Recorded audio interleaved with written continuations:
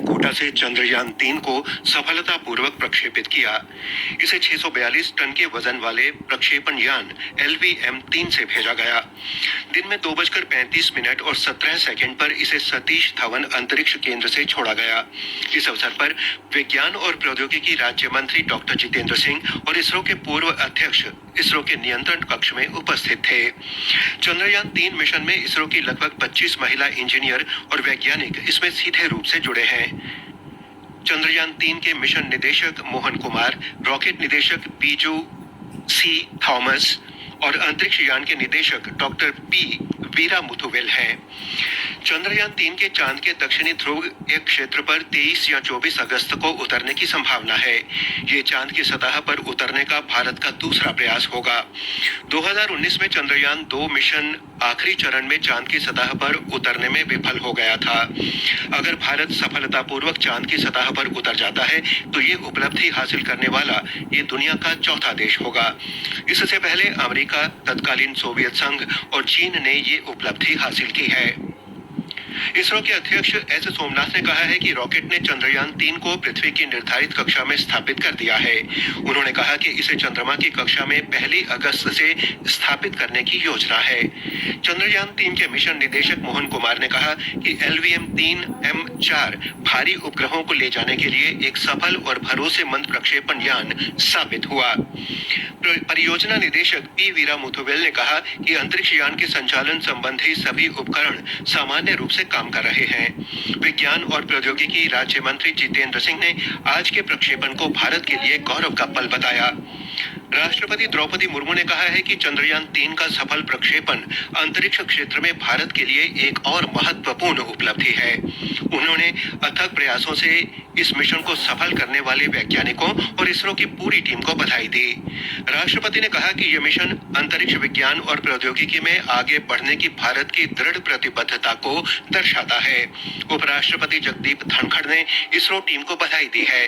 प्रधानमंत्री नरेंद्र मोदी ने कहा है कि चंद्रयान-3 भारत की अंतरिक्ष यात्रा में एक नया अध्याय है। एक ट्वीट में श्री मोदी ने कहा कि यह महत्वपूर्ण उपलब्धि भारतीय वैज्ञानिकों के अथक समर्पण का प्रमाण है।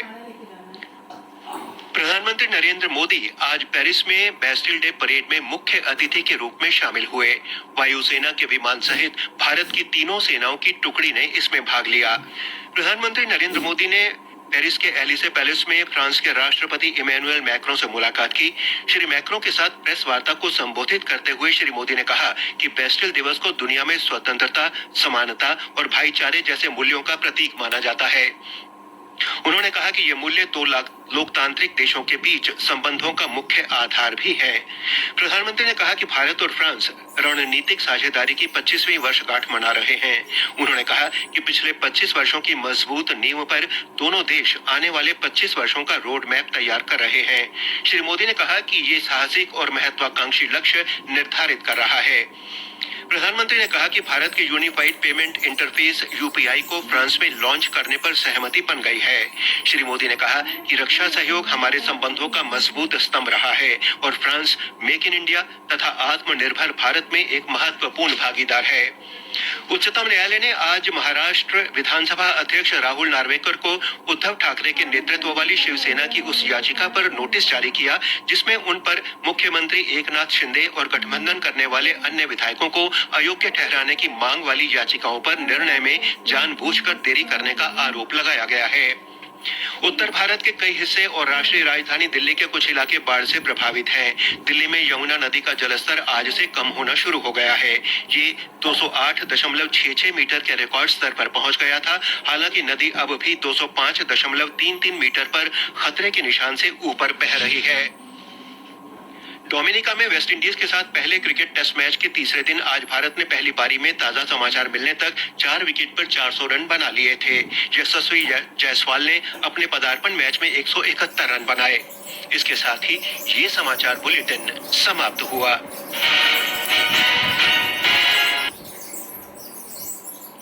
ये आकाशवाणी दिल्ली का इंद्रप्रस्थ चैनल है। मीडियम वेव 366.3 मीटर अर्थात 819 किलोहर्ट्ज, DRM 810 किलोहर्ट्ज पर।